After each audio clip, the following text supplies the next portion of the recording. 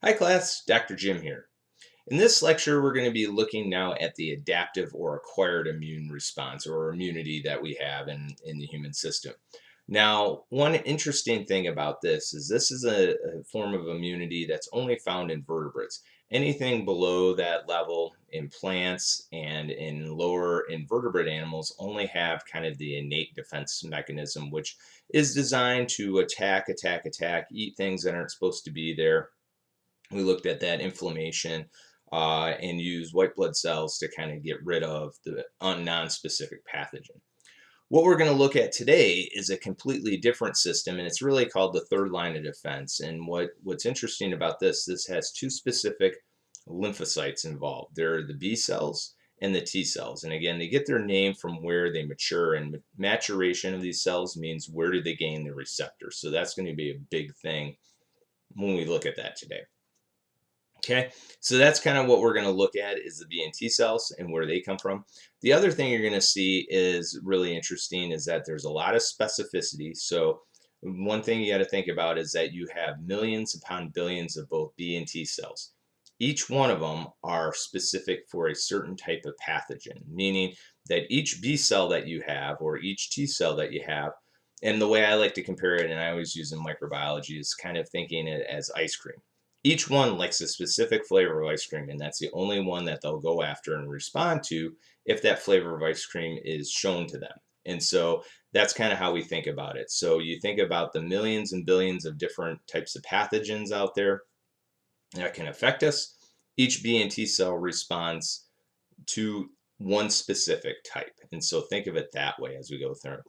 The other big thing is that you do create memory. So if you see that pathogen the first time, your B and T cells will respond, hopefully. And then what will happen is once you have that proliferation, you'll actually make these cells called memory cells, which are kind of put into the repertoire. You make more of them, and they're kind of just there to remember what you saw before. So it kind of explains why you don't get sick twice if you get chickenpox. You get it typically once, and then you never get it again because the virus doesn't change that much over time. And the next time your body sees it, it recognizes it right away, puts up an immune response, and then gets rid of it. It's another reason why we vaccinate. And so vaccines basically trick the body into doing a primary response to make memory cells to it. And then you have the secondary response, which we're going to look at today, which is your memory cells to remember what it saw. So if it sees the real pathogen, it now has those cells to respond right away, fight off the infection, and then you don't get sick. So that's kind of the reason why we use vaccines and why really vaccines have increased our lifespan by quite a bit of years because of this ability not to have to see every natural pathogen and try and develop response. Because every time we get sick, there's always the possibility that we go too far or get too much of an immune response or not enough immune response that it could potentially kill us. And so that's always the issue. And I don't want to end on a down note, but that's kind of what we look at. And vaccines allow us to do these things safely to develop a memory to it so that we don't get sick. And so that's a really good thing too as we look at that. So that's what we're going to look at today is really the adaptive or acquired immunity. Taking a long time to introduce it, but that's kind of what we're looking at. This picture here is a very broad picture of what we're going to look at today. Again, the two main cells that we're going to be talking about are B cells and T cells. And again, T cells, there's two types. There's the T helper cells and the T cytotoxic cells. And again, we'll look at what their functions are and what they do. But really, it's to promote a response, a specific response, and then gain memory so that the next time you see the same pathogen, you can fight it and take it and then get rid of it. So that's the idea. Okay, so let's take a look at what we're going to look at today. So we're going to talk about what is adaptive immunity. And so we've already I've already described a little bit about what adaptive immunity is. And again, so those lymphocytes, the B and T cells. We're going to look at how does it differ than the innate immunity. And I already mentioned that. One is specificity. The second one is making memory. Innate immunity doesn't do either one. It doesn't care if it's a virus, bacteria, or eukaryotic pathogen. It's just going to respond to whatever's there that's not supposed to be there. And then those guys never remember what they see. So if you get the same bacteria, it's going to do the same thing next time. There's no immediate response. It's just going to kind of do the same response as before. With the third line of defense or the adaptive immunity, you have specificity and you make memory so that the next time you have this overwhelming response that you don't get sick. And so we'll look at that, why that happens. Okay. Another thing we're going to look at are what are the parts of adaptive immunity and how does it work. So we're going to talk about the B cells, the T cells, and then kind of go through and how does this whole thing respond and work. And then finally, we're going to look at some disruptions to immunity. And that's an important thing because you'd think that with all these great defenses and everything else, we never get sick. But there's always those issues that happen. And so we're going to look at what happens when the immune system doesn't play nice or the immune system kind of fails on us. And so we get things like allergies or autoimmunities or sometimes specific diseases that target our immune system and wipe them out. So we'll look at all those different things where we can have effects on immunity and why people are on certain drugs today and that stuff to look at that immune issue that goes on with it. So let's take a look. We'll go through, explain what adaptive immunity is first. We'll go through that and then finally look at what causes some of these disruptions to actually occur. All right, so again, the first thing is that the recognition and response. And so again, adaptive immunity or acquired, because you build this over your lifetime, develops after an exposure to agents such as microbes, toxins, or other foreign substances. So in order for this to act, you actually have to be exposed to something. You make all these cells prematurely, and then they're just kind of sitting there waiting to respond. And so they're kind of in this sequescent state where they're kind of sleeping until they get activated and then they make a response. So we'll look at it. And again, involves a very specific response to pathogens. And so again, these pathogens come in, and again, we're going to look at the adaptive, where again, vertebrates only, where you have the humoral response, which is essentially your B cells, and then the cytotoxic or cell-mediated response, which are your T cells. And we'll talk about that as we go on. Now, again, the main components of this third line of defense is going to be your B cells and your T cells. And really where they get their name from is where they mature. And again, maturation just means where do they gain these receptors. And so before, they're called immature B and T cells, and they don't have the receptors. It's kind of like their rite of passage or gaining their driver's license, so now they become independent. And so for the B cells, where they gain that driver's license is where they're made, which is in the bone marrow. So they are born in the bone marrow, they stay in the bone marrow and gain their receptors in the bone marrow, and then move on from there. And they become adults or essentially activated. Well, they're not really activated, but again, mature B cells in this sense. T cells, on the other hand, are made in the bone marrow, but then they leave the bone marrow as immature, so they leave the house before they gain their driver's license. And then they get their driver's license in this little tiny organ called the thymus. And that sinus sits right in the top of your chest right here. And that little organ basically, and it's really more of a gland, but we can call it an organ today. And these T cells migrate there and then they gain their driver's license there. So they get the receptor there and then they can go on and become activated after this point. And so remember, getting mature, so when we talk about mature B and T cells, means that they now have these purple receptors on them. Before that time, they're called immature, and so those cells can't respond until they get their driver's license. So it's kind of moving from, like I said, childhood to adulthood by gaining these receptors, and that's kind of the rite of passage. B cells mature in the bone marrow, that's why they're called B cells for bone marrow, and the T cells mature in the thymus, and that's why they become or called T cells. Okay, so that's where they get their name. Now, again, for this to happen, we look at how these guys respond. And so, again, antigens are really any foreign material that causes a response. And so these are what the B and T cells react to. Again, on the B and T cells, and we're talking mature B cells, they have what is called the antigen receptor. On B cells, that's called an antibody. And then on T cells, it's called the T cell receptor. And I like this little slide, and I use this quite a bit just to kind of remind you what the B cells are designed for and what the T cells are for. B cells basically attack invaders that are outside the cells. Those are floating in the bloodstream, in the extracellular spaces, or other parts of the body that really are outside of cells. T cells go after cells that are infected, that don't look right, something's wrong with them, and kill and destroy those cells that just something's not right. So think of this as kind of the go-getter, kind of a lot of times for bacteria, fungal infections, different things like that, because those are typically outside of cells, where the T cells are going to be more for either intracellular parasites, so things that get inside and stay inside, or viruses. And so viruses, again, attack inside the cells with their DNA and RNA And so when a cell is starting to make new viral particles, the T cells are going to respond and try and kill it before it can release those viruses out into the world. Okay, and so that's kind of the idea.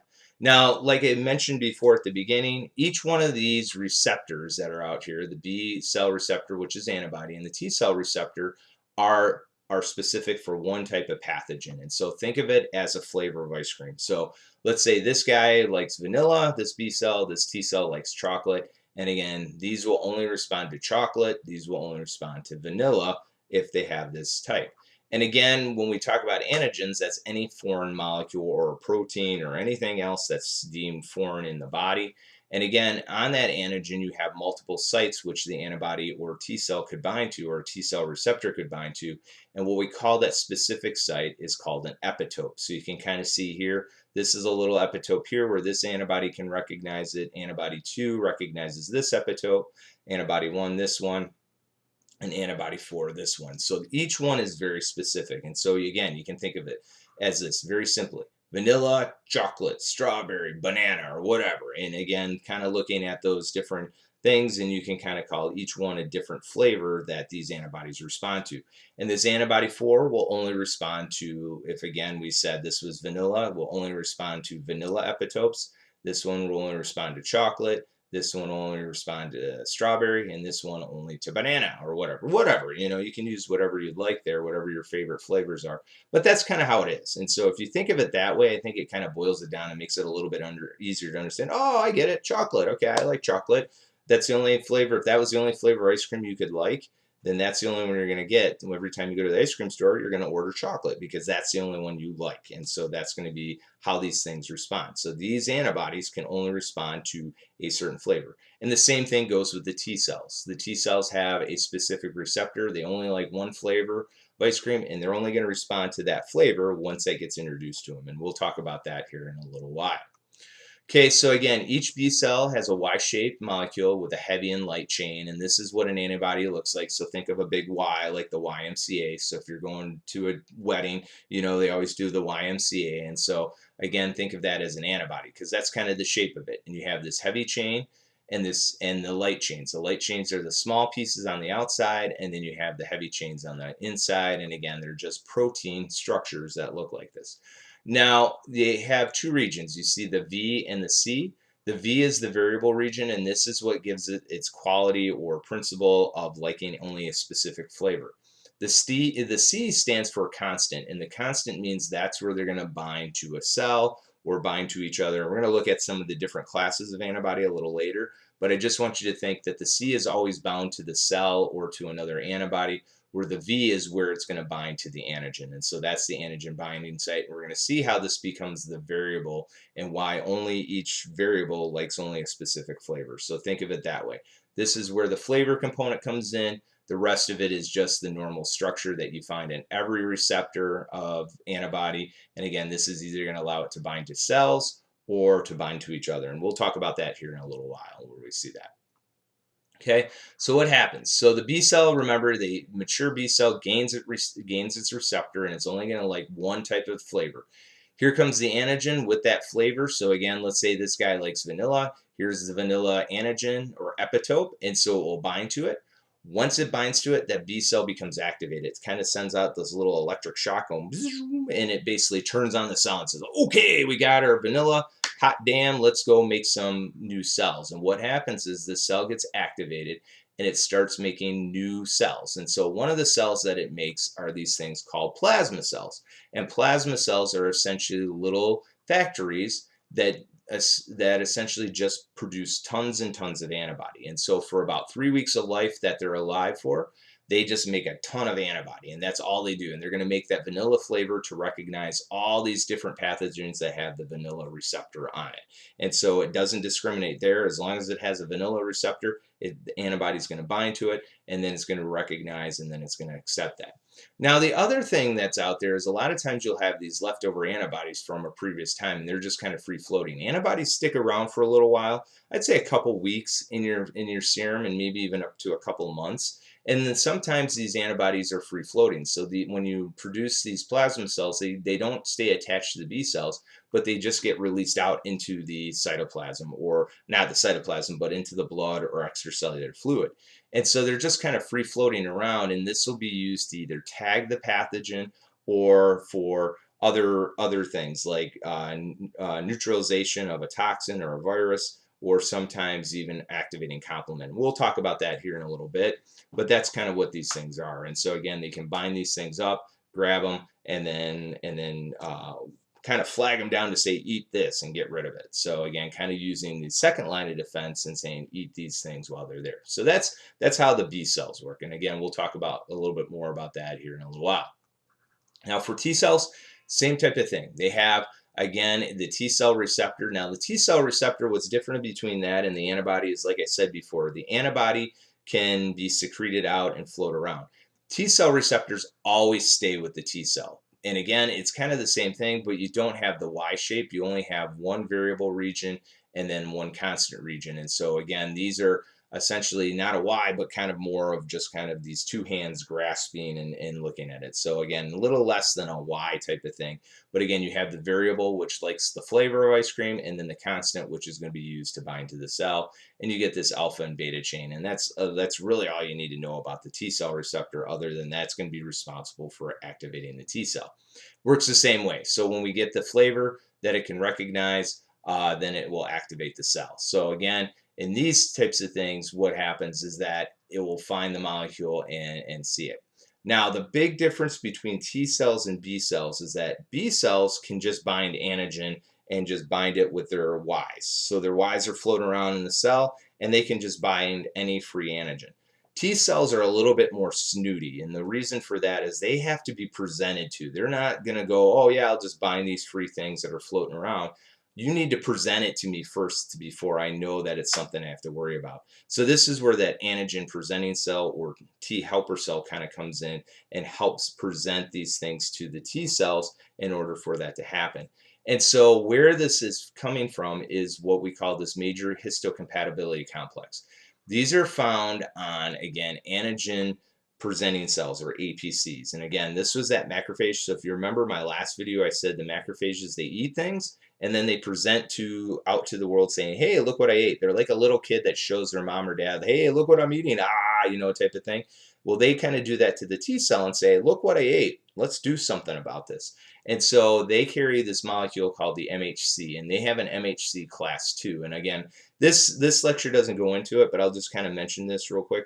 The MHC class 2 is the presenting hands to the T cells. There's also an MHC class 1, and that's a marker that tells the T cell not to kill me. That's the self marker that all your cells have. And so that's what they're trying to match when they're trying to match tissues, is to make sure you have the right MHC, so that if I get a liver from another person, let's say my wife wanted to donate part of her liver to me, they have to match that and make sure that it won't cause an immune response in me. If that happens, then I'll reject it right away, because my body will recognize it as foreign tissue and say, nope, I don't like that. And so that's why a lot of times people have to wait a long time, because they don't match, and they have to find the perfect match so their immune system doesn't say, that's not supposed to be there, get it out, type of thing. And so again, we'll talk a little bit more about that later on in the lecture, but I just kind of wanted to show you that there's actually two different types of MHC molecules. For this lecture, we'll just concern ourselves with the MHC class 2. All you have to know it is MHC.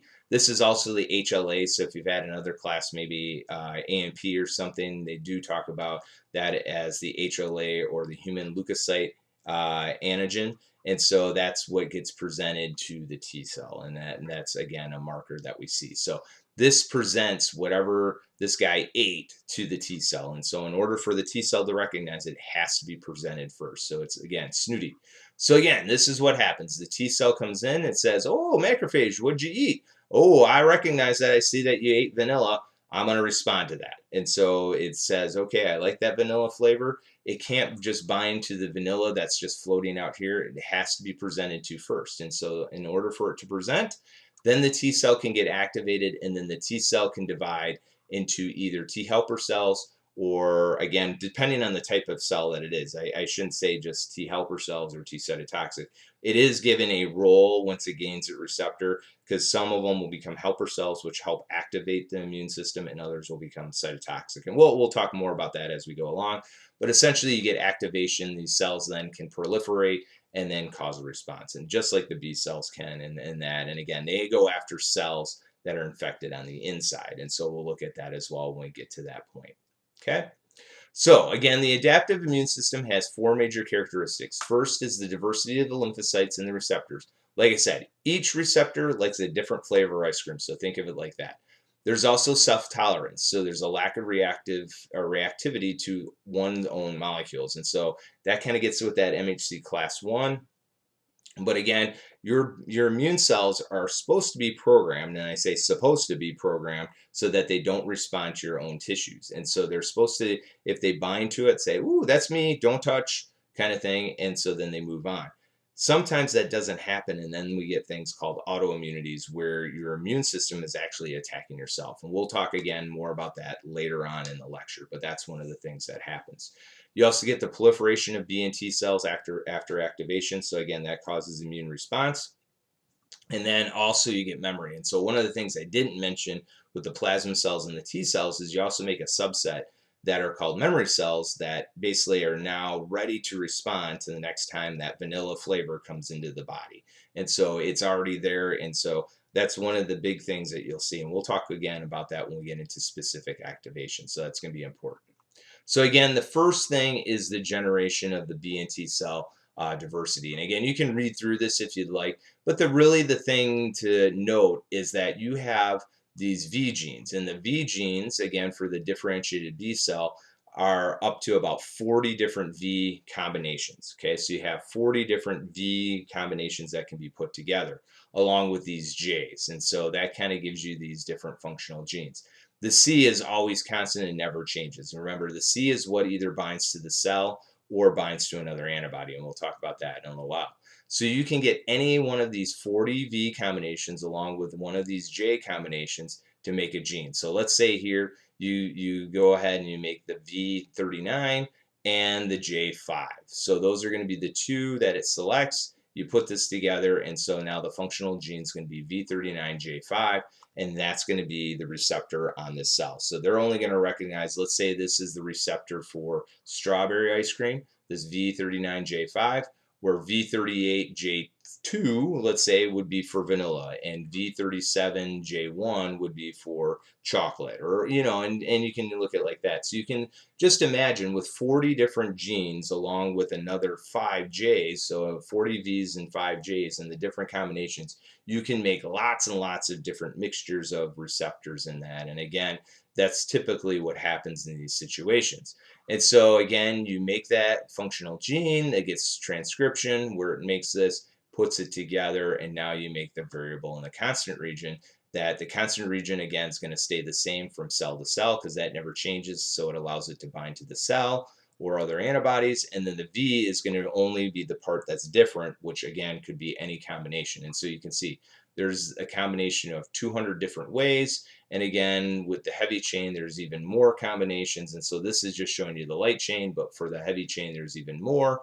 And so you'll see that all these different combinations leads to millions upon millions of different B cells that recognize each specific flavor of ice cream that's out there, or pathogen or antigen or epitope that you want to think of in those situations.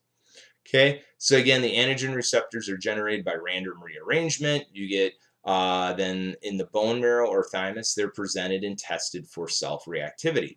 So the way that they do this is that all these B cells are lined up. And so again, remember, B cells get the receptor in the B cell, T cells get it in the thymus. So let's just say in the B cell, which were in the bone marrow, it basically gets presented to before it goes out in the world. So it looks at its receptor and says, does that recognize self? And so what it will do is take a molecule of self and kind of plug it in. So it's kind of just testing. Think of it like a quality control on an assembly line. There's always someone that's always making sure nothing falls apart. Like, let's say you're making refrigerators and you don't want the door to fall off. I just think of that because of the commercial and that stuff. And so what this quality control person's doing is making sure that the door doesn't fall off. Well, in your bone marrow, you have cells that basically are plugging in self-antigens into these receptors to make sure that they're not defective. And so if it is reactive, then the cell will say, nope, we can't have you because we don't want to have an immune response. And so we'll cause you to go into cell death. And we'll just throw that one out. That one gets the reject. If it doesn't react to the self-antigen, then that's okay. It goes on to survival. Now it can go sit and become for immune response. When we have the cell death, that's called self-tolerance, meaning that it can recognize self and get rid of it before it gets out into the environment, gets out of the bone marrow, and now can do its job. And so that's the hope, that all your B cells and T cells are looked at first and checked. Sometimes we have issues with that. And so sometimes these guys sneak through, or there's poor quality control on the end of testing these self antigens, or something else happens in the bone marrow or the T or in the thymus. And so now you lose that self-recognition, and now that's where autoimmunities can start. That's one way. There's other ways that autoimmunities can happen, but for now, just think of it that way, that it's a quality control issue, that these receptors are let out before you have a chance. And so that's one of the issues. And so that's one problem that can happen in those situations. Now, again, what happens to these B cells and T cells once they gain their little receptors and become mature? They then migrate through the lymph system. So they go through that lymph system. Remember, that's the drainage tubes. And then they park themselves in these lymph nodes. And that's going to be their jobs for the rest of the life. And so what happens is you get these B cells on the outside of the lymph node, and then the T cells on the inside.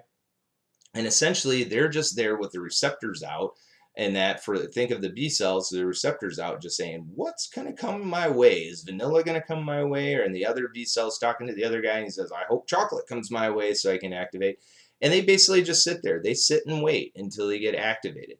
And so that's what they're waiting for and waiting for and waiting for. And then once that flavor comes in, wham, these cells can get activated. And once they get activated, they start to swell up, and these lymph nodes become swollen. And so whenever you get sick, a lot of times you'll feel the swelling of your lymph nodes, or you get a shot in the arm. Sometimes you'll feel it in your armpit, and that's because that vaccine is drained into your lymph nodes, and now your lymph nodes are responding. Your B and T cells are responding, and what you're feeling is that reaction, the B cell and T cell gaining their repertoire and saying, ooh, this is the flavor I like. And that flavor, then that cell with the flavors are now expanding, making plasma cells to make antibodies. The T cells are responding, and now what you're also doing is making a subset of cells that are for memory. And that's going to be the big thing there. And so again, these guys sit there. Now for the T cells, those T cells sit there, and they have, again, remember, they have to be presented to. So a lot of times you also will see white blood cells and T helper cells that are there ready to present to those T cells. And that's going to be a big thing as well. So you can kind of see the different types of activation. Now you also have T and B cells that are in migration as well. And so again, they may be coming into a set of residence, or they may be just kind of floating around as surveyors looking for anything that's foreign. And so that's another thing that you see. And then once they become activated, those cells can then be released throughout the body. And then they may, once you make memory cells, those memory cells can then go out and then go get stationed into other lymph nodes, so that the next time they can respond to the same exact pathogen, and just speeds up the system. Now, the one thing to remember is that it takes time for this response to actually take place. And the reason for that is because, remember, each one of these cells recognizes a different flavor. And if that flavor does not cross that lymph node, and that T cell or B cell doesn't get activated, you don't respond to it. And so that's the issue. It takes time for this to happen.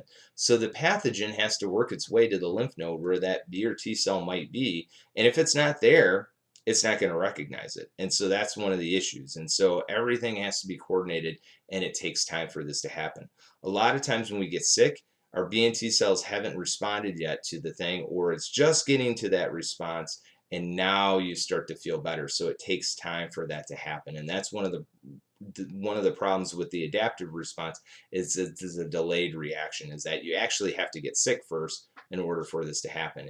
One thing we can do is take vaccines, and it basically promotes for this response to find. So that vaccine will promote these B and T cells in here to activate, make memory cells, and then they scatter throughout the body, so that the next time you see the real pathogen, they're ready to respond right away. That now in every one of your lymph nodes, you may have a B and T cell that respond just to chocolate, and now they can respond right away, make that response much faster, and then you don't get sick from the real pathogen. And so that's kind of what the vaccine does. But we'll, again, talk a little bit more about that in a few minutes. Again, once they're activated, so this is kind of cool. This is kind of telling you what happens. You have this wonderful stem cell. It makes this B cell population with all these different flavors on there. And again, some of them get tested. They all get tested. So quality control. If any of these recognize self, they're eliminated. And so you take those right out of the population before they make it or immigrate to any lymph node out in the body. These cells that are not self-reactive then go off to the lymph nodes. They sit there and they wait for their flavor of ice cream to come. So here you got this guy right here. Once he gets his flavor, let's say it's vanilla, he loves vanilla, he responds to it. Now you get clonal selection. You form these cells. One group of cells go off and they make plasma cells. And again, in their lifetime, for about 3 weeks, they're just going to be producing and pumping out as much antibody as possible. The same antibody that recognizes the vanilla. The other thing that you make is, again, more memory B cells, and those memory B cells will then be used to be migrating to other lymph nodes. So they'll immigrate to other lymph nodes so that the next time you come in contact with vanilla, boom, your B cells can respond right away. These cells make antibody, they go off, bind to pathogens, and help eliminate it. And so that's the big thing. Not only do you get specificity so you can recognize pathogens, but you make this memory that can go off and then remember this infection for a long period of time. And again, gives rise to effector cells into the same antigen encountered again. So that's why you don't get sick a second time from the same pathogen. Now, you may ask, well, why do I get a cold every year? Or why do I have to get a flu shot every year? Well, those things change. Those viruses are really smart. Even though they're just infectious particles, they're not even really cells. They mutate over time, or they have different receptors on them that are different. So one year they may have chocolate, the next year they have vanilla, the next year they have a chocolate vanilla swirl. And so again, you have to get vaccinated so that your body can make that memory, or you get sick from it. And then you make that memory to the chocolate, the vanilla, the chocolate vanilla swirl. But again, you have to have these cells respond in order to have protection in these situations. So a lot of times these are delayed. And so that's why you get sick before you get response. And again, this is just showing you the different variety flavors. This guy was vanilla, chocolate, strawberry. Boom, this guy sees vanilla. All right, makes some antibody. These guys are going to just pump out antibody into the blood and into the extracellular spaces. These guys are going to make memory cells and go line up in different lymph nodes or free floating, so that the next time you come across vanilla pathogen, boom, I can affect it and attack it and eat it the next time and do those different things. Okay. And so the key is this immunological memory. And this is really why the vaccine works so well. And this is what we're doing when we vaccinate. So if you go get your flu shot, what happens is that, again, you get injected with this antigen. Okay, so this is in the example of getting sick. So let's say you didn't get the flu shot this year, and then your neighbor coughs and sneezes on you. And what happens is that you have this response. So for the first 7 days after getting exposed to this antigen, you start to get sick. And then again, like I said, it's a delayed response because that antigen has to work to the lymph nodes. That B and T cell recognizes the vanilla that's found in that flu virus. And then what you get is this response. So you make antibodies to that antigen. And again, you make this response, and that response eliminates the infection. And then about 3 weeks later, you start to feel better. Well, you start to feel better here really at day 10 and that stuff, but it may take a couple weeks to get back to complete wonderful health. And then let's say you then sit next to somebody else. They now have the flu. They came to school that day, and all of a sudden they sneeze on you, and you're like, ah, great, thanks. I just got sick already. I felt better, and now you're sneezing on me. Well, now because you have those memory cells, those responses just take off. Those memory cells recognize the vanilla right away and say, oh, we saw that flu just a couple weeks ago. Boom, we remake all these antibodies. This is called the amnesic response. And so what happens, you make this huge response right away.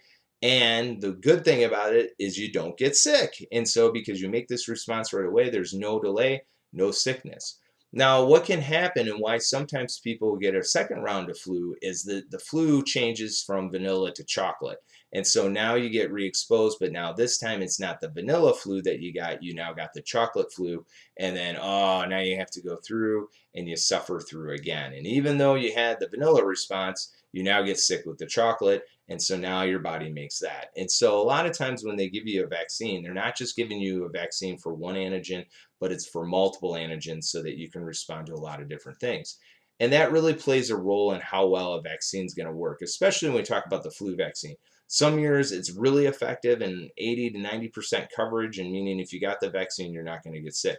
Last year it wasn't particularly good. Only about 20% were actually getting protected by it. And so that meant that the antigens that they picked in there for your immune response wasn't very good. And so they have to guess 6 months prior to what they think the flu is going to be. So they make the guess and say, we think it's going to be vanilla, chocolate, and strawberry. Well, what it turned out to be is raspberry, banana, and tapioca. And so they were completely wrong. And so the vaccine doesn't work very well. I will say though, even if that is the case, a lot of times though, with that immune response, that sometimes you can get partial activation. So sometimes people that get the vaccine actually, even though they didn't get the right antigen, still have a little bit of response or a speed up in response, and so they do better than without. And so a lot of times, even if you've been vaccinated and you still get sick with the flu, you actually do better, and you don't have as severe disease or duration of the disease and that. And so that's really one of the reasons why you really should always get your flu vaccine, because again, it's going to protect you. Even in the cases that you still get sick, it's still going to protect you in some aspects, and you may have a less severe case of flu, and then which means that you're not going to go to the hospital. There's not a chance of you developing pneumonia and potentially getting really sick and maybe dying from the disease. So for my aspect, being a biologist, microbiologist, I see it's a no-brainer to go get your flu vaccine. I've already gotten mine this year, so go get yours so that you're protected, and then it will only help you in the long run and that stuff. You may get some exposure and some pain in your arm and that, but it's better than getting sick from these things. Okay, so again, that's what it is. Now, I've mentioned vaccines, and what does vaccines do? Well, essentially put you into this primary response, and so you get exposed, you get the shot in the arm, and then it drains in the lymph node. You get the B and T cells. So let's say you got the vanilla, and it's that vanilla response, and so there you go. And then let's say now you get exposed to the vanilla flu. Well, that flu comes on there, someone sneezes, and then you make this quick response, and then you don't get sick. And so that's really why we get vaccines. And so again, it allows us to span this thing and not get sick. And this is what a lot of our vaccines do. It protects us from mumps and measles and rubella and a lot of other things that are out there. You know, your tetanus shot, a lot of these different things allow you to have you avoid the primary response, which means getting sick, and now you go right into the secondary. And so long-winded explanation, this is again, you're avoiding with the vaccine, you're avoiding the primary response because you're doing it artificially with the vaccine, doing this, and your body does this without too much discomfort. And then when you get exposed to the real pathogen, you're ready to go. Now, again, if let's say you did the flu vaccine and now you're ready to go, but now you get the chocolate, you may have a response, but it may be muted because of the vaccine response that you have. So again, just talking about that and when those things can happen. So that's kind of the idea between memory and getting a vaccine and all those other things. I think it's really important to kind of understand that and why we vaccinate. So when people say, I'm not going to vaccinate because I think I'm going to get sick from it, you can at least tell them, why do you want to put yourself in harm's way when your body does it and now you're protected from it? And that's what really you're supposed to do, and that's why we vaccinate. Okay, so hopefully you got something out of that. All right, so what do the B and T cells do? So again, like I said, the B cells are the guys that are outside the cells. They stay typically in the blood and the extracellular fluid, where the T cells are going to attack cells that are infected. So again, B cells go after bacteria and eukaryotes and fungi, where the T cells are going to go after viruses and intracellular parasites. So if they go inside the cell, the T cell is going to respond. If it's outside the cell, the B cell is going to respond in those situations. Now, one of the key players in all of this is the T helper cell, and the T helper cell kind of helps the immune system along. So what the T helper cell can do is not only activate other T cells, but it can also activate B cells. So that's kind of why they're a helper, because they help activate the system, and so that's what happens here. Now you can see this is the MHC, and again, the T helper is designated by the CD4. It has a CD4 receptor that binds to the MHC, and it basically helps present it. It's kind of like saying, here, I've got something. What it does is kind of reach out and help hold the receptor so that it has a really good picture of what it sees.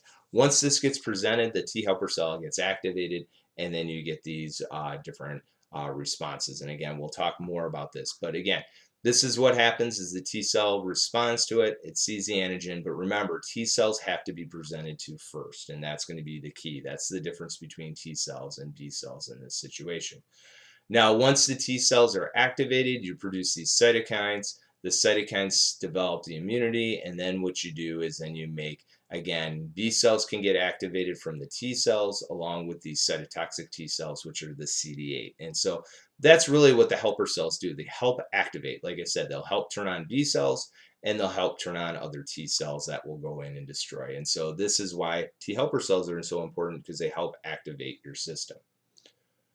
Okay, now again, the humoral response is when, again, you get the activation from the T cell to the B cells. Now the B cells will make plasma cells, which produce antibodies. So the humoral means you're making the B cell response, whereas with you're also making the memory cells there. But really where the humoral comes from is producing antibodies that get into the blood that are secreted out by the plasma cells. And so anytime you see humoral immunity, that's meaning B cells and producing antibody. T cells go in and do that other thing, and again, destroy T cells, and we'll talk about this in a minute. So what do antibodies do? And so I've mentioned a couple things that antibodies do. So once they get released by the plasma cells, they do a couple of different things. The first thing they do is this thing where they flag pathogens, and they'll bind to the specific receptor on the pathogen, again, for their epitope. And what that does is it flags phagocytes, like neutrophils and monocytes, to go in and eat that thing, because when they see it coated with antibodies, they say, ooh, I got to eat that. That's something I got to eat. It's not supposed to be there, and it says eat me first. And so that's one of the things that it does. And that's a big funny word called opsonization. So that just means flagging pathogens to be eaten, or opsonization. That's what's going on here. Another thing antibodies can do is essentially bind to either a virus that's free floating out there to eliminate the virus that's floating around inside the body, or a lot of times it's used for toxins. So you've heard of antivenoms and antitoxins. That's essentially that's what you're taking. So if you get bit by a rattlesnake, a lot of times you get this venom that's circulating in your body and it causes you to maybe have paralysis. Well, what you can do is give someone an antivenom, and it's called anti because it's an antibody that will block the venom. And what it does is it basically blocks the receptor sites on the toxin so it can't bind and can't cause paralysis. And we see this with a lot of different things. So again, one of the big things that you get with tetanus is you get that tetanus toxin, which can cause flaccid paralysis. So you take an antibody if you've been exposed to tetanus, and that will block the toxin so that you don't get so it can't bind to the acetylcholine receptors, or actually the inhibition receptors. It's not the acetylcholine receptors, but the inhibition receptors in the synapse. And so it prevents from getting this flaccid paralysis. And other things, like I said, the antitoxins or antivenoms, which will do is block the venom so that it won't cause those things. And again, that's why you got to get to a hospital. If you get bit by a snake that is venomous, that again, you don't want it circulating through your body and causing damage, you get the antivenom, and so that will help protect it. Another thing that it can do is it can also cause things to aggregate. And so that's another thing that antibodies do. It's called essentially aggregation, in the sense that it basically causes cells or other things to aggregate up and form these big balls of stuff. And so essentially it just basically clogs the system up. And so it's good for, again, complement to get activated to eat these particles up, but sometimes it can cause problems too. And that's one of the reasons what happens when you get the wrong blood type. And we're not going to go into that today, but that's one of the things that antibodies can do, is basically agglutinate the cells and cause them to clog up, and so you can get problems with that and cause them to be destroyed by complement. And so that's another thing as well, as agglutination it's called. Okay, so again, the antigen antibody complex may bind complement protein, like I said, and then that causes the cells to basically form into the pathogen, leading to cell lysis. And so this is the complement cascade. We talked a little bit about that, the series of proteins that cause that to happen. And again, antigen antibody responses to complement can trigger the complement for doing that. And again, you develop this making pores into cells and doing that as well. So that's another thing that antibodies can do. Now, as I mentioned before, there's a couple of different classes of antibody, and we'll just briefly talk about those real quick and where you see it. And again, all these guys have constant regions, and so you either see them bound to other antibodies, and so like the IgA and the IgM, are bound to pentamers or bound to themselves. And then you have some of these other guys that are bound to cells or free floating. And so that's kind of what we'll look at here. And so again, there's five classes of antibody. They're called immunoglobulins. So they're basically immune proteins that are floating around in your cells called antibodies. And again, they have different functions. The first one is IgA, and it's a dimer that is bound together. And typically, these are called secretory antibodies because they're found in secretions. And we find these in mucus, saliva, tears, and breast milk. And this is going to be important because these are antibodies mom can pass on to her baby so that baby will get some protection during the first couple months of their lives. And so one of the important reasons for breastfeeding is not only providing nutrition to the child, but also providing some immune surveillance to the baby while their immune system is developing. And so that's one of the things that the IgA is for secretory antibody. The second one is the IgD, which again is typically part of the B cell receptor. This is what we find in cells. So the constant region is again part of the B cell receptor. That's the IgD. IgE is against parasitic worms, and then it's also responsible for allergic reactions. And we're going to talk a little bit more about this when we look into allergies here in a few moments. But IgEs are on mast cells, and then those trigger these granularizations, so you get the release of histamine in that. And so a lot of times people look at IgE as really the bad antibody because it causes the allergic reactions in that. But they also are important, especially for the parasitic worms and responding to that. IgG is probably the most common antibody we have. This is the secreted antibody in our bloodstream, and again, is part of that primary secondary response that we think of.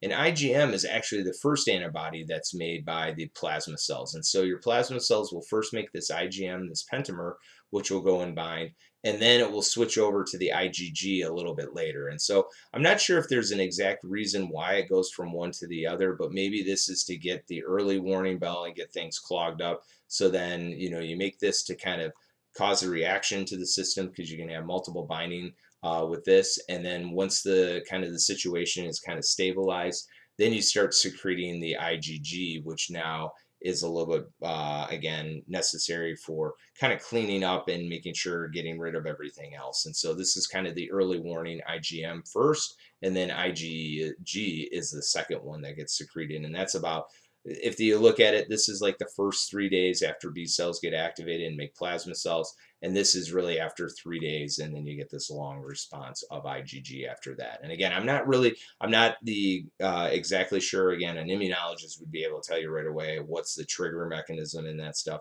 But I like I said, I think it's more about binding and how many sites this can bind versus this. And so this is kind of early warning, early detection. This is going to be secondary to kind of clean up the infection after the process has already begun and going in full force in these situations.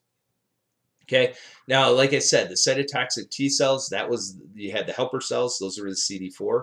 These guys have the CD8. And so, again, they can either be turned on by the APC, so again, macrophages that have it, or dendritic cells that have the MHC class 2, present it to them and say, you need to react because cells are being infected. And so what these guys do once they're activated is they produce granzymes which kill and destroy infected cells. So they're looking for infected cells, and when those infected cells are reported, these T cells go in and destroy it. And so again, they basically destroy the infected cell from the outside in. And so they release these porphyrin molecules, which create pores. They also do other things like activate Cas spaces and other things for these cells to eventually go through apoptosis and die.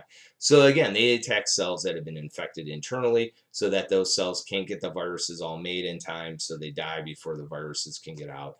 Or, you can think of maybe leaving cancer cells or intracellular parasites, which are hiding on the inside. And again, they've been tipped off, they respond, and then they destroy those cells that are carrying those intracellular parasites that thought they were safe from the immune system. But then the T cell gets revenge and destroys that cell. Okay, so that's going on there. So just a quick review of what happens. And so again, you get exposure. That exposure has a flavor or a couple flavors to it. You have the antigen presenting cell, which can present directly to the T cell, or it can present to the T helper cell, or that antigen can respond to the B cell itself. And so remember, B cells can just bind to it automatically if it's floating around and it recognizes it right away. But the T cell, remember, they're snooty and they have to be presented to first, either by this guy to the T helper or to this guy over here. And you can see the positives. That just means these can actively or positively turn on the system. And so again, T helper cells can activate B cells.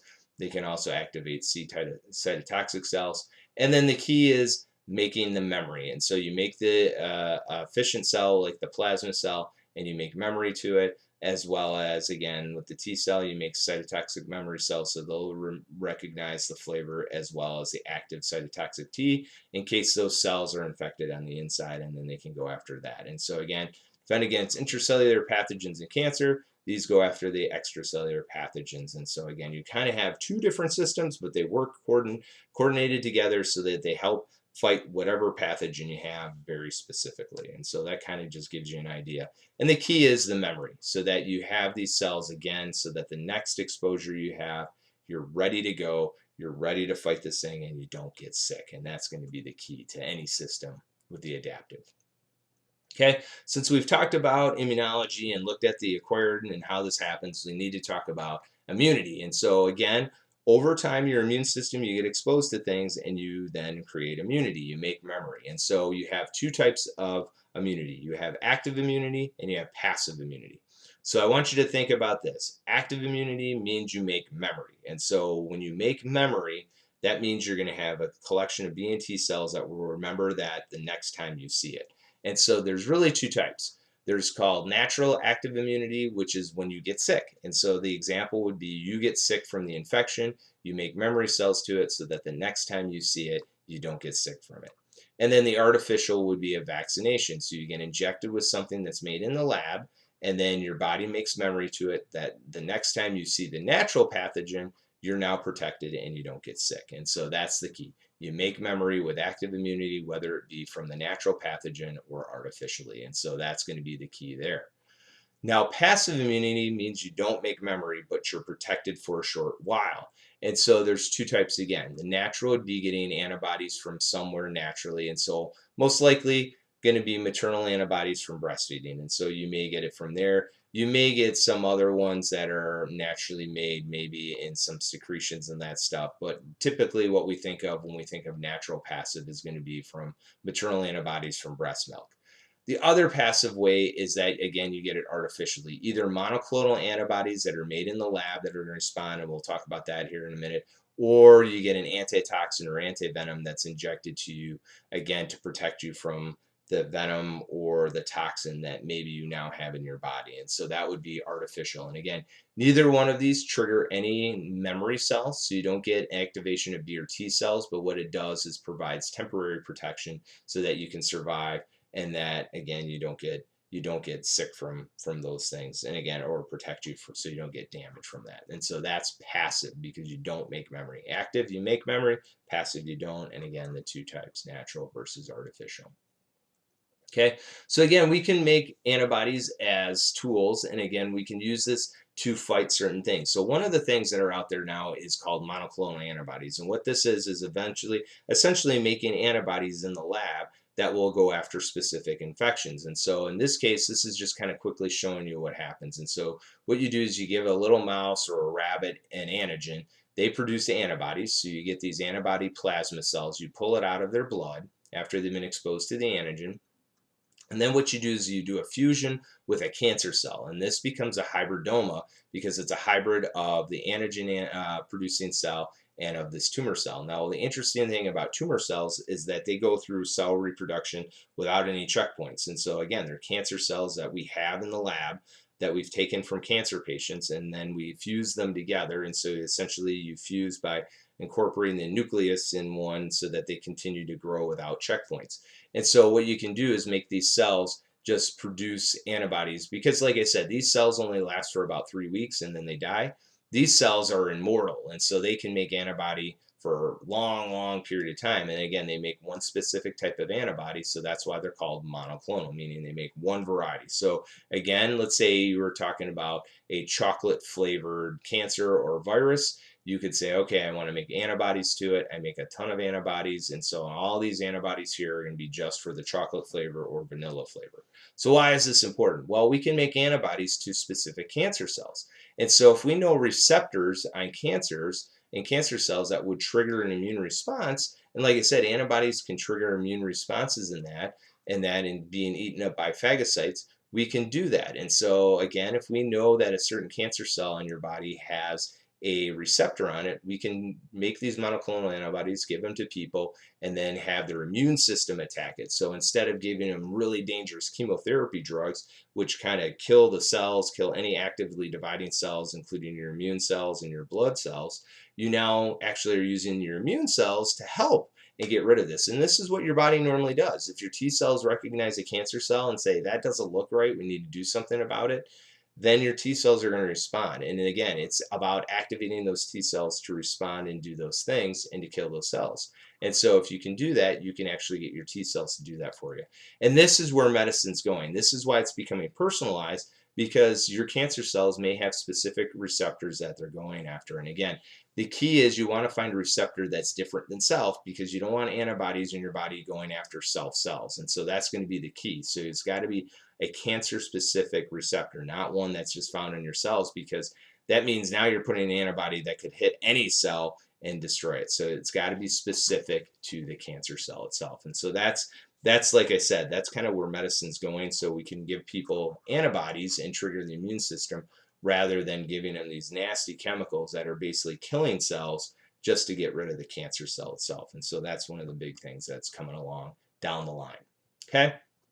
Now, another thing you hear about with the again, the immune system is the chance for immune rejection. And there's really two types. And again, I talked about this before. These are called MHC class 1s, and we have these on all our cells except blood cells. Think about what cells are the easiest things that we can give to anybody, and that's blood.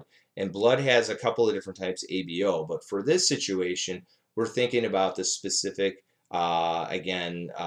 the MHC in this case. And this is the MHC class 1, not the 2 that presents to the T cells. But this tells your body what is you. And so you have to match this in order to get a recipient. So let's say you got transplanted with either a new piece of colon, a liver, a heart, or a lung. It's got to match. Otherwise, the immune system is going to see that and it's going to attack. And so that's where, or I'm sorry, that's over here. So your immune system will recognize and say, no transplanted organ's going to stay here because that's foreign. And so you got to match it up as best you can. And so that's one of the problems why you just can't take anyone's heart and put it into your body, because they got to match. Otherwise, your immune system would say, that's not supposed to be there. That's the vanilla flavor that I was programmed to take out. And that T cell will take it out, and that's rejection. And so a lot of times people, when they get a transplant, even though they get matching MHC, are put on medicines for the rest of their lives so that they suppress the immune system. So now they're going to be more likely to get infections. They're going to be more likely to get sick from things because their immune system is suppressed so it doesn't attack the tissues. Now, one that isn't really talked about a lot is this thing called graft versus host disease. And this is when, let's say you have normal tissues, but now you're going to either get a bone marrow transplant because your bone marrow cells are bad, that you may have a cancer like leukemia or something, and you got to eliminate the B cells that have cancer. Or let's say you get transplanted with a different organ, from a recipient, and they have some immune cells left over. Well, those immune cells now recognize you as foreign, and they could go in and start attacking different parts of the body. So let's say you got some liver from someone else. Well, there were some B and T cells left over from the original patient. You got that recipient, and now it goes and starts attacking your colon, your heart, your other parts of your body. And that's called graft versus host. So now the graft itself is actually attacking the host. And this one doesn't get mentioned nearly as much as you hear about rejection of the organ, but it is a possibility. And so that's another reason why you want to suppress the immune system. I mean, when they get the transplanted organs, they try and flush it out as best you can. But again, there's always the potential of having B cells or T cells. This is the other issue with bone marrow transplants, is sometimes they don't take, and the bone marrow cells that you get from the recipient are now that patient. So let's say, me and my brother, who would be a match, let's say I needed bone marrow. First, what they do is irradiate all my white blood cells. So they irradiate my bone marrow so I can't produce any more white blood cells that are my own. And then I get a transplant from my brother. Well, then now all my white blood cells, all my T cells and B cells are now my brother's. And if his cell receptor says, I don't recognize your tissue, and now it says it's foreign, it could potentially attack me. And so that's why you got to match that as well. And so that's why it's hard to do a bone marrow transplant from one person, because you don't want to have that risk of having the immune cells actually attack host tissues. And so that's the opposite effect that can happen. And so a lot of times you hear about this. Most of the time you don't hear about this, but this is also a possibility that could happen, where the new immune cells now attack the recipient's other organs in those situations. And again, that's called graft versus host disease. Again, adaptive immunity protects against many pathogens, but it's not a fail-safe. And again, there's a lot of situations that can happen, and we call this immune dysfunction. And again, it could be where you have excess immune response, where you get autoimmunity, cardiovascular issues, neurodegeneration like MS, or some other ones that attack the nervous system. Or you get excess where you get, again, non-self, either allergies, hypersensitivities, and that atopy. And then again, deficiency in your immune response could lead to cancer because you lack surveillance, or infection where now you don't have part of your immune system. So now you're more likely to get a secondary type of infection. And again, that can happen as well. So the first thing we're going to look at is allergies. And again, allergies are basically an over heightened response to something that's foreign in your body. And again, it doesn't happen overnight. It's one of these things that develops over time. And so essentially what happens is that you breathe in these allergens, or you get it into your digestive system, or you get it on your skin, and your immune cells recognize it as foreign, and that's okay. But what happens is you have these special B cells, like I mentioned before, that produce these IgEs. And these IgEs get produced by these B cells. And typically those are cells that are found in the mucus layer. So again, your nose, your digestive tract, and that's kind of where most of your allergies stem from. And what happens is these IgEs get made, and their constant region has an affinity to bind to these mast cells. And mast cells are these basophils. And if you remember, I talked about that. These are granule cells that release granules to trigger an immune response, and they're important for certain things, but they're really low in number. But when you get this IgE made now for this allergen, you essentially set up this ticking time bomb. So what happens is you get these IgEs on these mast cells. They go into the periphery. They go all throughout the body. And then let's say you breathe in a new allergen the second time. Now these cells that have these IgEs will respond. They cause for the histamine to be released, and that causes the allergic response. And depending on how many cells you have and how quick the responses, can determine whether or not you have just a little response, where you may get hives, or you may get the watery eyes or stuffy nose or something else, or you may get a really overwhelming response going into anaphylactic shock, and that can be a bad thing as well. And we're going to look at that here in just a second. So one of the things you'll do is, if you know you have allergies, is you may take an antihistamine like Benadryl, and what that does is it blocks the receptors that prohibit histamine from binding to the receptors on those cells. Now, one of the problems is that antihistamines also affect the receptors in the neural pathways, and so you actually get a sequester of the neural cells, which actually kind of put to sleep so they don't respond as fast. And that's why you kind of get sleepy when you take an antihistamine, because not only does it affect the histamine receptors on cells, but it also affects the neurons, and you don't get a quick response, and it kind of blocks the acetylcholine receptors and that stuff, so you kind of get sleepy and tired. And so that's one of the things, and you just kind of feel like, I'm out of it, I'm kind of feeling this out of body response. And so that's one of the bad things about histamine. Some of the newer allergy medications don't have as much antihistamine in it, so they do other types of responses, again, that are released. So it's not just histamine, but there's a number of other chemicals that get released as well that can be blocked as well. Now, like I said, it could lead to anaphylactic shock, which is a major problem. And this is when you get this very overwhelming response. And so you get very high swelling. These can be things from bee venom, penicillin, peanuts, and shellfish. And again, with these hypersensitivities, you want to carry epinephrine. And what that's going to do is, because one of the main problems is when histamine is released, it causes vasodilation of the smooth muscle, in a lot of times either in your digestive tract or in the blood vessels. And so you get vasodilation. The other thing you get is vasoconstriction in the respiratory system. So you get very flushed. So again, that's where the hives come from. Like this, you can see here the bad hives, and that's due to vasodilation of the blood, as well as some other atopic nature from, again, histamine and that on the epithelial cells. but you also get the vasoconstriction in the bronchial tubes. And so it closes that down. And if you can't breathe, you're in real big trouble. And then that can have effect on your heart.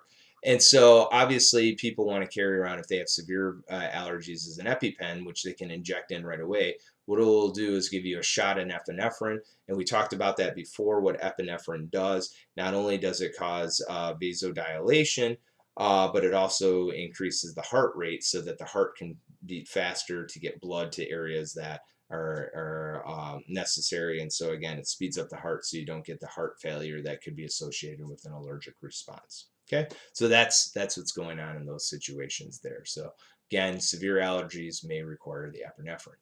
Now, another bad thing that can happen is the autoimmune diseases. There are several out there, including lupus, erythromyositis, rheumatoid arthritis, type 1 diabetes, multiple sclerosis. So again, you can have your immune cells attacking parts of the body. Another one that's not on here is Crohn's disease. We know immune cells attack the intestines in that. And again, there's lots of possibilities. One obviously being the loss of tolerance, so self-tolerance, so your body doesn't recognize self anymore. Another big thing that they think is a lot of times is molecular mimicry, that you get pathogens that are very similar to self. And they do that so that, again, they don't get recognized by the immune system. But what that could do is if they do get recognized by the immune system, now they recognize self, and that could happen. And some of it is thought to believe, or is thought to be, in that we live too clean of a lifestyle. And maybe this is the problem with vaccines and other things, is that our immune systems get bored when we're too clean, and we're washing our hands, and not touching anything, and using disinfectants and antiseptics all the time and that stuff. We're not challenging our body, so our immune system gets bored. And if it can't do the things that it's supposed to do, and then it's like, well, what am I supposed to do? I'm really bored here. And so what it will now do is say, I'll just start attacking itself. It gets bored, and so I'll just start attacking this. So this looks good to attack. I'll start doing this. And that's where we think some of these other autoimmunities are actually happening, like Crohn's disease, because again, maybe it's molecular mimicry, or maybe that the immune system in the gut is just not being attacked, or doesn't feel like it's got enough to do. And so it gets bored, and now it wants to attack itself. And so we may see it that way as well. And so that's some of the possible explanations of why we think we're getting these autoimmunities. Now, again, we get immune system avoidance, where again, viruses and pathogens can get inside, shut down the immune system. So that's one way that can happen. You can get antigenic variation, where again, these guys can change by mutations in that, again, like the flu virus, because the flu virus can again change its receptors pretty quickly. It can go from vanilla to vanilla chocolate swirl very quickly, and mutations and that stuff. And so that could be an issue of why it doesn't get recognized, as well as a number of other things. And so I'm not going to go through everything here, but this is one of the things, is that pathogens are smart too, and they want to survive. And so in order to avoid it, they can come up with mechanisms to avoid being attacked and that stuff. And that could be one of them, being actually shut down the immune system itself. Now, some viruses, like I said, can go into latency, and so that's a problem with a lot of the herpes viruses out there, is that they go and hide. So once you get infected, they then go into latency, meaning they hide in the nerve. We know this for really pretty much all the strains of herpes that are out there. They go and become latent, and they hide inside nerve cells or B cells or other places. And then other stimuluses out there, like in the case of herpes simplex 1, things like UV, stress, fever can trigger it, and then it comes out and causes a reaction. And so you can see this happening. And so what happens, the virus goes latent, hides in the nerve, and then all of a sudden you get hit by something that reactivates, and then it comes out again. And so that's one way to avoid it, because if it's hiding, the immune system doesn't know it's there if it's just sitting in your DNA somewhere, and it's just the DNA of the virus. And so especially with the herpes viruses, we know that this thing can sit. We've known this with HPV and this stuff as well, sitting in there, and that could be another reason why we don't see attacks on viruses, because they don't see it, because it's in latency. Okay, and another one is HIV, and so HIV does attack your T cells, and where it affects, again, are those CD4 T helper cells. And I showed you back in that summary slide how important T helper cells are. They activate both the B cells and the T cells, when those things may not get activated on their own. And so if you lose that whole system of cells, now you can see that it may take even longer for the P and T cells to actually react, and you lose a lot of that surveillance system. And so if that's lost, now you're going to be more likely to get secondary infections. And so most people, when they get HIV, are not going to die because they lose all their T cells. What they're going to die from is a secondary infection they get from another pathogen that now their T helper cells are gone, so they can't activate the system. And so things that normally would be no problem for you or I, for someone that has severe HIV and a limited number of T cells now, can now get infected with it, get sick, and potentially die from that because they just don't have the same immune response anymore. And that's the problem there. Another thing is HIV can go into latency. It can hide in the macrophages and T cells. And so again, we know this, that some people can be HIV positive and then it kind of go into remission for about 10 to 15 years. And then all of a sudden it reactivate and start eliminating those things. And so that's why if you've had any risky behavior or you think you have a potential of getting HIV, you should always get yourself tested, because sometimes if you do the test later on, you may not see the actual disease because, or the actual virus, because it may be hiding at the time. And so that's the key. And so again, you want to make sure if you've been exposed that you do get tested to make sure that you're not carrying the virus itself. Now, again, with this, the healthy immune system would normally defeat it. Again, we know HIV is either through unprotected sex or, again, contaminated needles and the infections. And again, HIV can't be cured, but the drugs that have developed have basically slowed the replication and progression of AIDS. And so there's a lot of different drugs that are out there now. People that have HIV, it's no longer a death sentence. They've lived numbers of years. We've had people with HIV positive now live for 30, 40 years. And again, they're on these regimens of drugs, but it's keeping them alive. And so the key is constantly getting monitored and make sure that there isn't a problem with your T cells, and that if there is, that they go and make sure that they really kind of establish. And so one of the ideas with HIV is maybe trying to reestablish the T helper cell population in people that are losing it, and looking at ways of doing that. And so that's one of the things that are kind of one of those new treatments. There's other ones out there, like I said, you may have read some where they're now showing that they're able to cure HIV out of people, especially young children, with a certain drug protocols and that stuff. And so there seems to be some real positive ways out there, but again, there's no vaccine for HIV, and so there's always that risk. And I think as a population, we've kind of gotten lax, thinking, well, it's not going to be a problem because we haven't heard a lot about it, but it is still out there. So again, risky behavior only could set you up with some real big problems later in life. So again, be safe when you do practice, or when you're out there doing the different things that are out there. Again, being safe about these different things. Okay, and again, cancer and immunity, this is the last slide, I promise. And so again, cancer and immunity are a big thing because the immune system protects you from, immune system protects you from cancer. And again, we see this, the difference between a cold tumor and a hot tumor. Cold tumor means that it's invisible to the immune system with no tumor antigens or T cells, where a hot tumor is something that your immune system recognizes. And so the idea is to get these tumors that you may have into a hot tumor so that it now recognizes it and then it can attack and destroy. And so that's the idea there. Again, with the frequency of cancers, when the immunity is impaired, so we do see that, especially in people like I said before, HIV and that stuff. Kaposi sarcoma is one of the most common ones, and again, that's spread by a virus a lot of times. We do know about 15 to 20% of all human cancers involve viruses, and so again, that could be an issue, and that the immune system can act as a defense against these viruses and again help treat it. And so we are now seeing these things to go after not only the viruses, but also to go and activate these T cells. And so that's the other thing, getting these cells to be activated to start killing the tumor cells themselves. Because remember, T cytotoxic cells can kill ugly looking cells. And so that's the idea, have them sent in and do those things. But again, you have to look at cell markers. How are you going to activate the T cells so they don't go after you, and make sure that they have the specific marker? And so again, personalized medicine, looking at all these other things and trying to get this anti-tumor immunity. And so it looks very promising. If we get the immune system to do its job and do those things, then maybe we can eliminate tumors just by doing immunotherapy, and much safer and much less time for the patient to actually have lots of side effects in these situations. And so that could be the key to the future.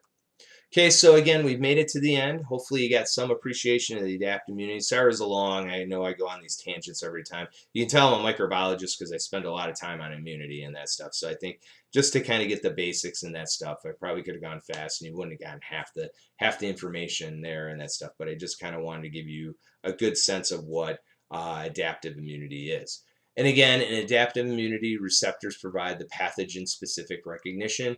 You have the B cells that make antibodies and memory cells, and they affect outside the cells. So think of outside, they make and secrete these antibodies go. And the key is also making memory cells. And again, so you remember these things. And again, the T cells they attack cells on the inside. They also make memory cells. And so they're going to go after the things inside, intracellular parasites, cancer cells, those things that don't look right. And again, remember, B cells can just activate on their own by floating antigen. T cells are snooty, they got to be presented to, and so that's going to be the key. The other thing we looked at was the adaptive immunity defense against infection of body fluids and body cells. We talked about active and passive immunity. Active is making memory, passive is getting antibodies or other forms of immunity, in this case, to kind of give you a carryover effect to block whatever's causing the infection or whatever. But again, you make no memory there. And then we did talk a number of things about immune dysfunction and what happens there, where now the immune system doesn't play nice. We looked at autoimmunities, allergies, tissue rejection, and then potential immune deficiencies that can affect essentially having a lack of immune. So again, cancer surveillance, or in situations like HIV, where you may now lose it and now you're more susceptible to secondary types of infections. Okay, and with that, hopefully you got something out of this. If you have any questions, and I'm excited and ready to go to answer them for you guys, please send me an email, or again, we can discuss this in class. I thank you for watching, and I'll see you next time.